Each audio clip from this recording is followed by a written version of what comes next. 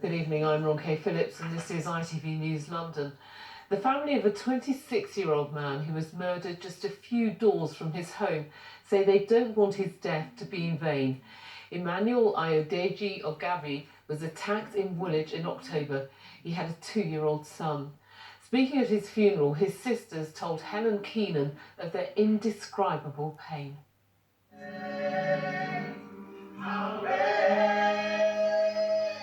Just a few doors away from his family home was where 26-year-old Emmanuel Ogabi was stabbed to death. Today, he was laid to rest in Greenwich.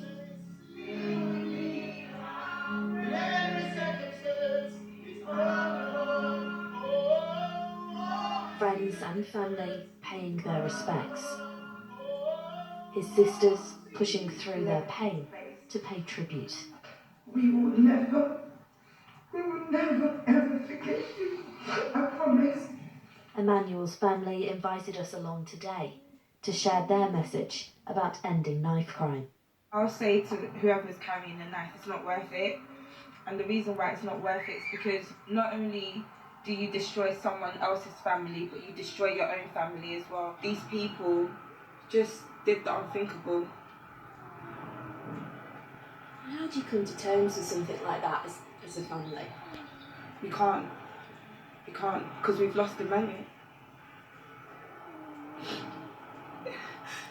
This is where Emmanuel was found, bleeding to death in the street in Woolwich.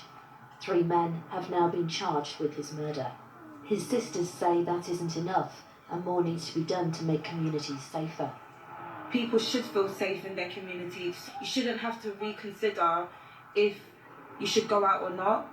And Emmanuel was claustrophobic and he always used to go out at night to clear his head. And that was his right to do that. And it wasn't anyone's right to take his life away from him. And not in the way they did. They've called losing Emmanuel an indescribable pain, one they hope no other family will have to go through. Helen Keenan, ITV News. Her mother and her son have been found guilty of killing a 17-year-old boy.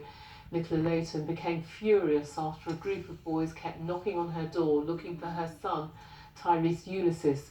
She drove him and his friends armed with knives to find them. They caught Levi Ernest Morrison and stabbed him to death.